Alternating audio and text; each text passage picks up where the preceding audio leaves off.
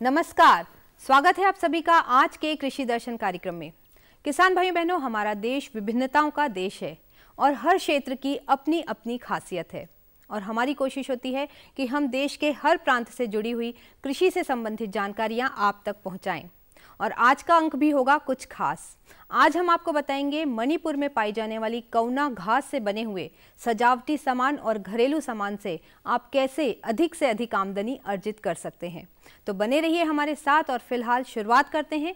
सबसे पहले देखते हैं खबरें खेती की। वैश्विक खाद्य कीमतें 5 सालों में सबसे कम। चीनी उत्पादन 11.5% बढ़ा। मूंगफली निर्यात के लिए अनिवार्य पंजीकरण समाप्त और मदर डेयरी ने बागवानी खंड से आय का बढ़ाया लक्ष्य। नमस्कार, खबरें खेती की में आपका स्वागत है। मैं हूं गजेंद्र राठी और अब खबरें विस्तार से। खाद्यान्न एवं मांस सहित ज्यादातर जिंसों की आपूर्ति अच्छी रहने से वैश्विक खाद्य कीमतें मार्च के करीब 5 वर्षों में सबसे कम रहीं। संयुक्त राष्ट्र के खाद्य एवं कृषि संगठन के अनुसार बाजार में थोड़ी अति आपूर्ति है और यह निश्चित रूप से डेयरी कीमतों के अलावा पूरे सूचकांक पर दबाव बना रही है। इस बार खाद्यान्न और मांस सहित ज्यादातर जिंसों की आपूर्ति अधिक रही, जिससे वैश्विक खाद्य कीमतें पिछले 5 सालों में सबसे निम्न स्तर पर आ गई हैं।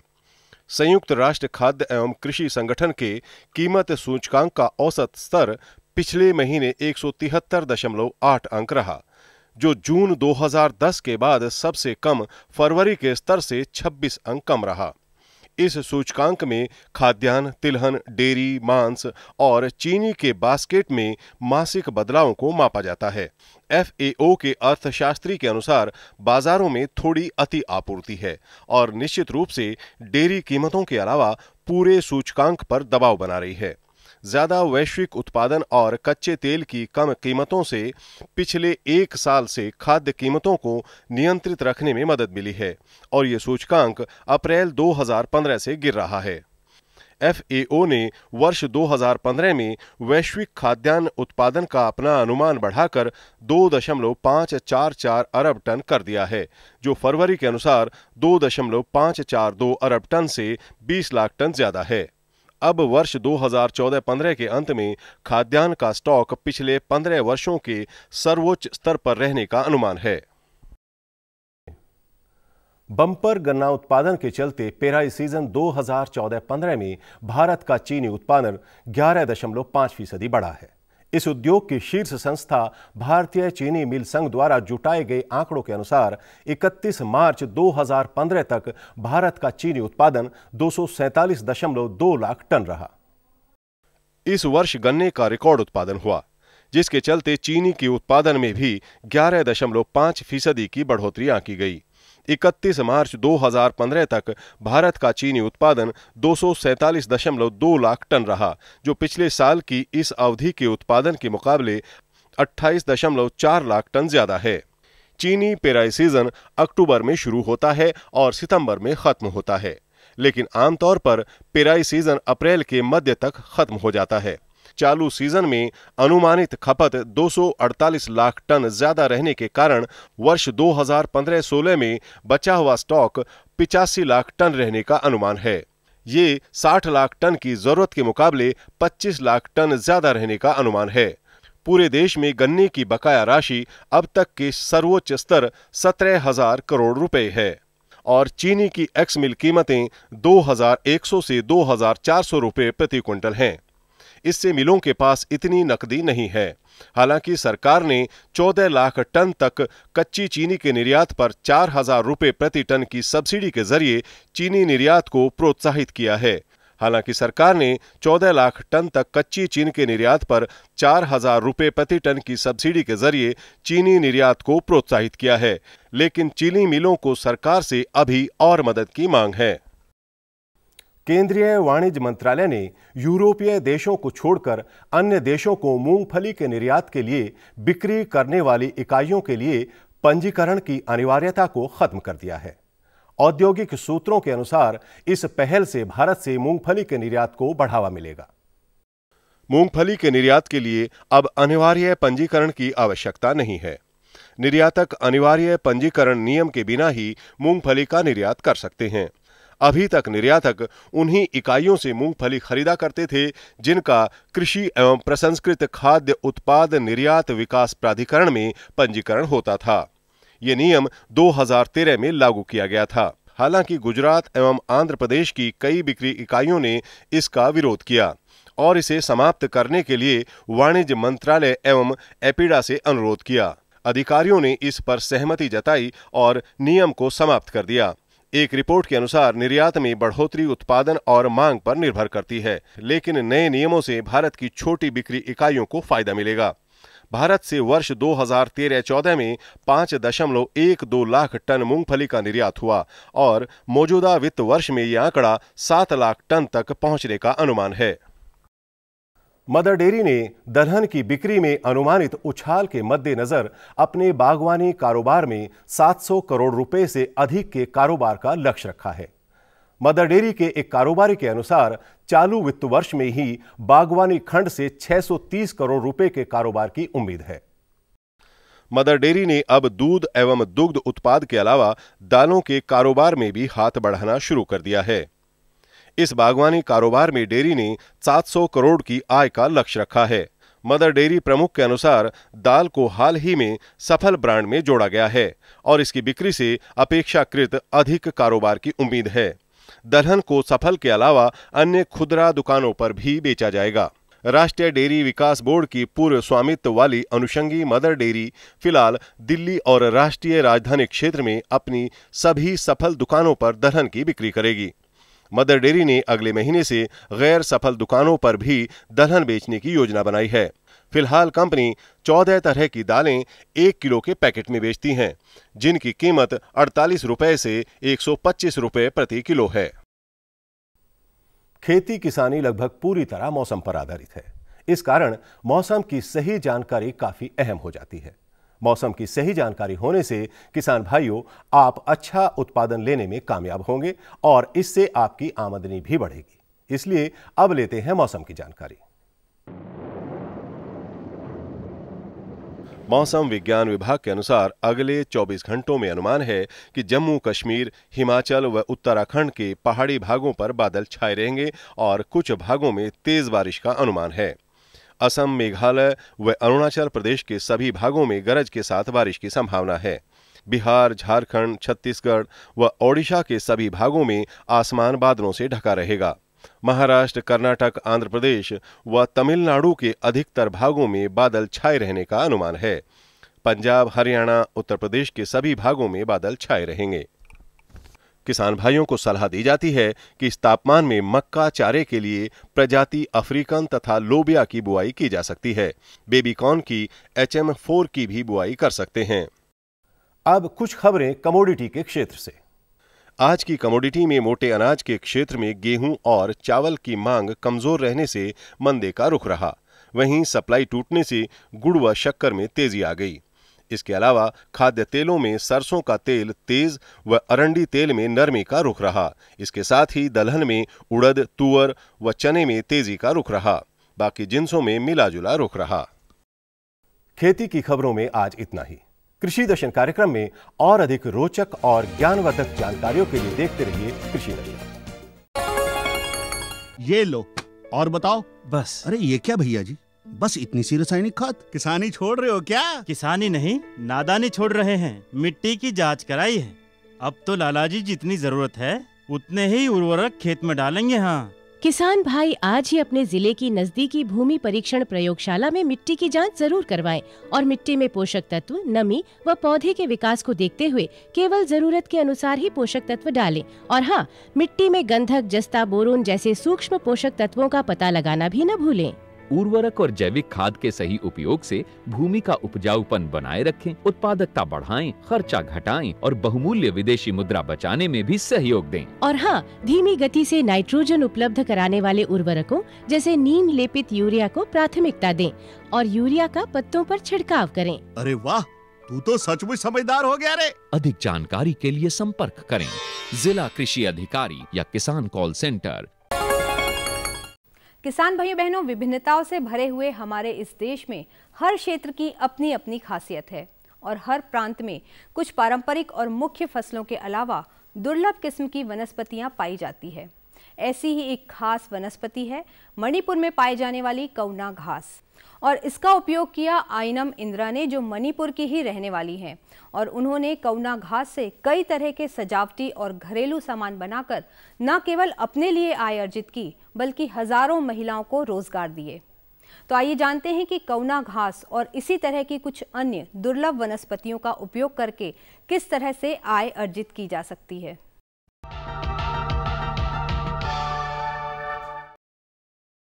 विभिन्न भौगोलिक स्थितियों और जलवायु में कुछ स्थानों पर कुछ ऐसी विशेष वनस्पतियां पैदा होती हैं जो अन्य स्थानों पर नहीं होती।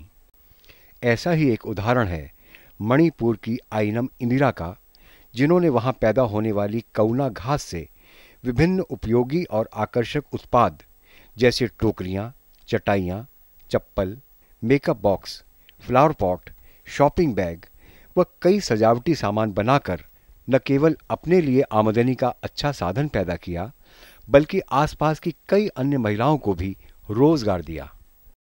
कौना जो ग्रास है, ये नेचुरल फाइबर है, इको फ्रेंडली है। कौना इन एक साल के अंदर से हम 3 बार कट कर सकता है। जो उसकी फाइबर के अंदर से eco friendly totally green wall है। ये इसके बारे में हमने 5 साल पूरा रिसर्च करने के बाद कौना की हम अभी प्रोड्यूस किया। प्रोडक्शन सामने सब रखा है।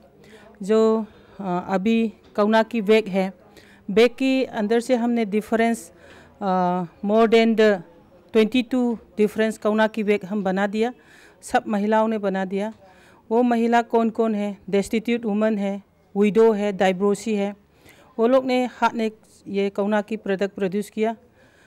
कौना की जो ये प्रोडक्ट है हमारा चप्पल भी बन कर सकता है और केफ, योगा मैट और टी कुस्टर से फॉर एग्जांपल जो क्या है dustbin, utensil box, makeup box, लगभग हमने 193 प्रोडक्ट कौना के अंदर से हमने प्रोड्यूस किया।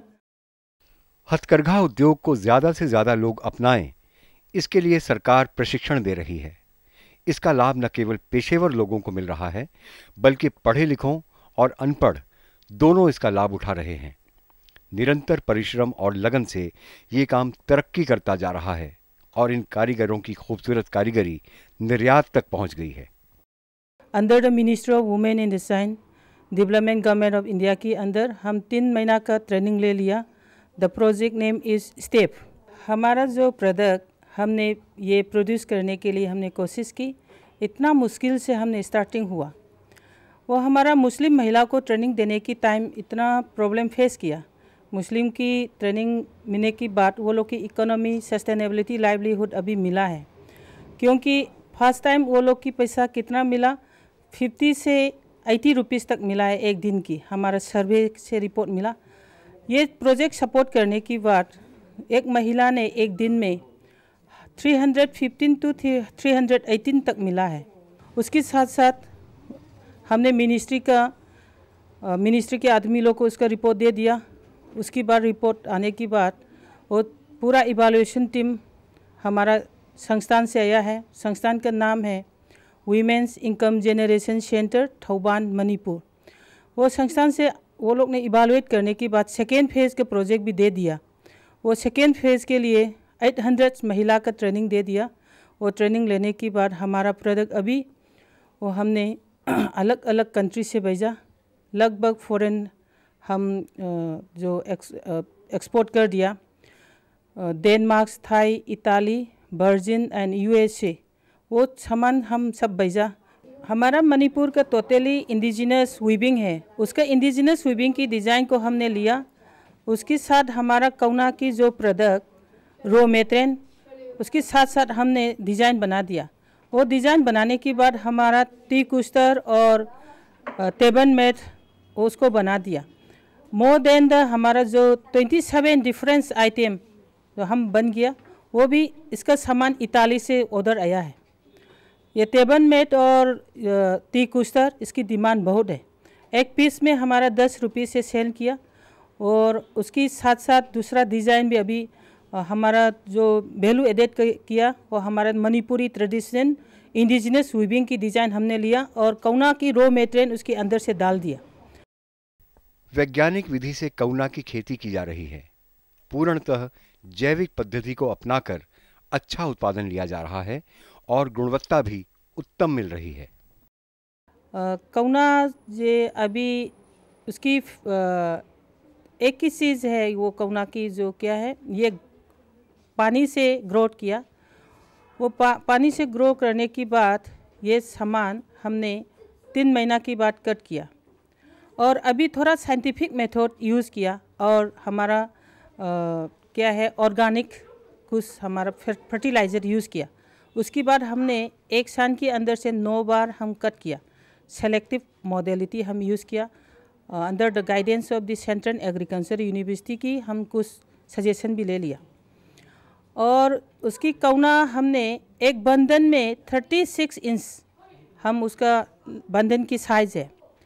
और कौना सबसे लंबी वाला लंबी कितना है, 7 फीट तक है। हमारा पास तो 7 फीट तक अभी मिला है। अभी हमारा पास तो रॉ मेटेरियल 100% जो नेचुरल फाइबर रॉ मेटेरियल है, इसीलिए हमने ऑर्गेनिक यूज़ किया। ऑर्गेनिक यूज़ करने के बाद ये फाइबर की डेंसिटी बहुत ज़्यादा आया है और क्वालिटी भी मेंटेन बहुत किया। और मेंटेन करने के बाद अभी हमने पूरा मार्केट करने की कोशिश की। वो उसका अभी रॉ मेटेरियल की प्रॉब्लम पुराना तो कुछ है, अभी प्रॉब्लम कुछ नहीं है। ये कलर नेचुरल कलर और डाइंग भी कर सकता है।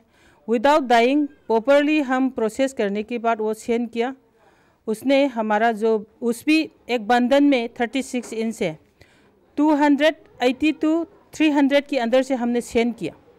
कौना घास से बने उत्पादों से बड़ी संख्या में पिछड़ों को रोजगार मिला है और अन्य लोगों को इस तरह के काम शुरू करने की प्रेरणा मिल रही है। इस सब को देखते हुए WIGC को कई बड़े पुरस्कार दिए गए हैं। हमारा संस्थान का नाम है वुमेन्स इनकम जनरेशन सेंटर। ये ऑफिस है थौबाल, मणिपुर। ये हेड ऑफिस थौबाल से रहता है और इसकी काम हमने दूसरा अलग अलग स्टेट भी हम रखा। 1994 से ये संस्थान हम इस्ताब्लिश किया और इसकी संस्थान की मेन ये काम करने के लिए विज़न क्या है, वो तो प्रॉपर्टी एलिवेशन है। ये संस्थान के अंदर से हमने जो लगभग 7,000 जो महिला हमारे साथ काम किया, 60,000 महिलाओं को हमने अलग अलग डिफरेंस से काम दिया और इंक्लूसिव जो कौना के अंदर से हमने 1,800 महिला की काम हम अभी भी दे दिया। और हमारा संस्थान अभी राष्ट्रीय पुरस्कार और इंटरनेशनल अवार्ड दोनों हम मिला है। अंडर द यूनाइटेड नेशन की अंदर से जो अवार्ड भी मिला है। और एक अवार्ड है प्रोफेसर जसवंत खेलकर युवा पुरस्कार भी 2008 से मिला। अभी तक 14 टाइम्स ये संस्थान अवार्ड मिला है। हमारा संस्थान ने जो अनाथ बच्चा लोग को हम भी सपोर्ट किया और दूसरा गाँव लोग की हमने लगभग 20 साल के अंदर से हम बहुत काम दे दिया, सपोर्ट दे दिया। और शेड्यूल कास्ट और मुस्लिम महिलाओं की भी हमने सपोर्ट दिया। ये हमारा संस्थान क्या बोल कर सकता है, एक छोटा सा इंडिया है, क्योंकि उसके अंदर हिंदू, मुस्लिम, सिख और ट्राइबल लोग सब हमारा साथ काम किया। यही है हमारा संस्थान। फिर भी हमारा संस्थान स्पेशली फोकसिंग और महिलाओं के लिए हमने जो बच्चा और महिलाओं की हमने काम किया, और मेंबर से पूरा एडमिनिस्ट्रेशन तक हम महिला है। यही है हमारा जो संस्थान। और ये संस्थान अभी हम पूरा नॉर्थ ईस्ट से काम किया और इंडिया की दूसरा स्टेट भी अभी एक्सटेंशन करने के लिए, पूरा नेशनल लेवल से काम करने के लिए भी अभी कोशिश किया। ये सब लोग देख रही है, ये कौना की चीज़ से बनती है। ये हम लोटस का और कमल का स्टाइन कहती है। ये सब ये फल, वेजिटेबल ये सब डालता है। ये हम फैंसी बैग कहती है। ये भी इतना भारी चीज़ भी डालता है, कम से कम 5-6 किलो तक डालता है। ये वाला फैंसी जाली बैग कहती है। ये भी वेजिटेबल और जो फल्स भी डालता है। ये 3-4 केजी तक चलेगा। ये वाला मेकअप बॉक्स है। ये लड़की लोग का मेकअप और सामान सिर्फ डाल सकता है। ये वाला पिकनिक बैग है। ये फ्लावर पॉट है। ये हम जो चाहिए वो डेकोरेशन करके वो डिफरेंट अलग अलग कलर के फूल ये सब डाल सकती है।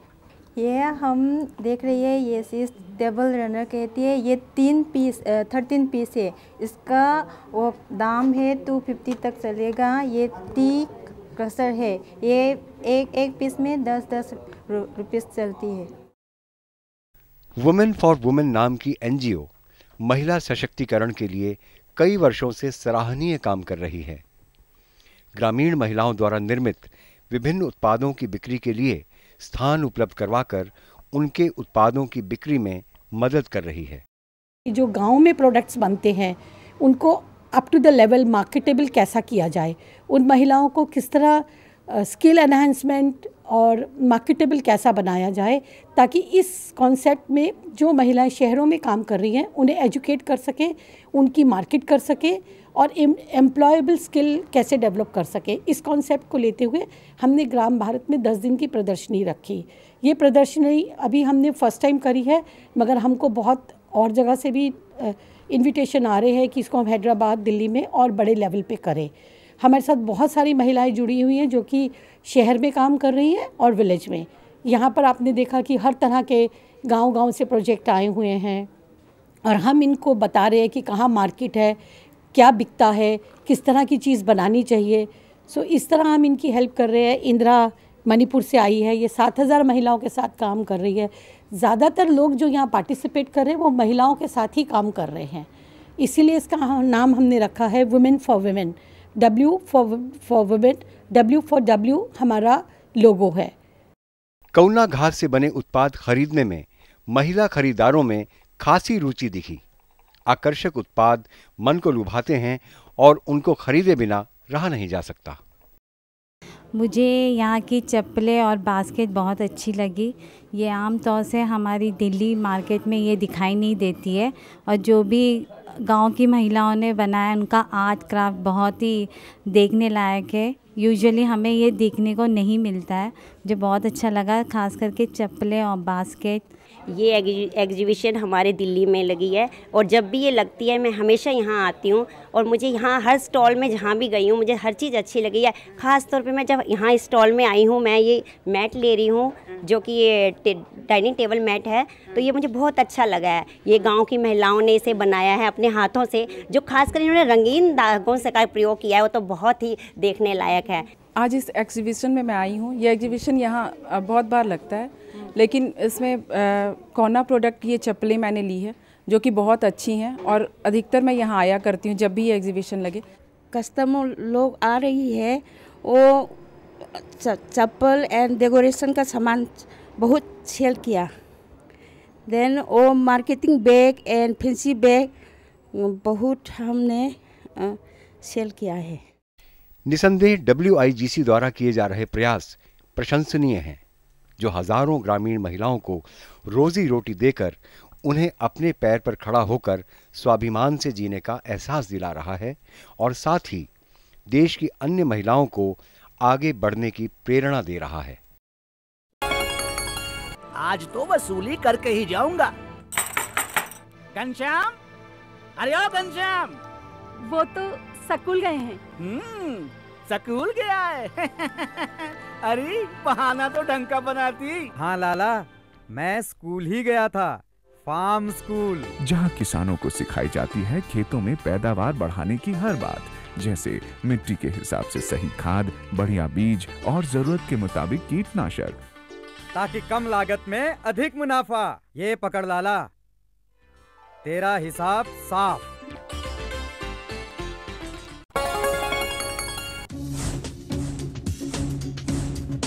जुड़िए हमारे साथ ट्विटर पर twitter.com/कृषिदर्शन-dd, फेसबुक पर facebook.com/कृषिदर्शन-dd और देखिए कृषि दर्शन अब YouTube पर भी youtube.com/user/कृषिदर्शन-dd। भेजे हमें मेल कृषिदर्शन-dd@gmail.com पर। कृषि दर्शन, कमरा नंबर 10, CPC दूरदर्शन, खेलगांव, नई दिल्ली 110049। किसान भाइयों बहनों, ये था हमारा आज का अंक। आपको कैसा लगा ये जानने के लिए हमें इंतजार रहेगा आपके पत्रों और ईमेल्स का। और आप यदि हमारे कार्यक्रम को दोबारा देखना चाहें तो YouTube पे भी देख सकते हैं।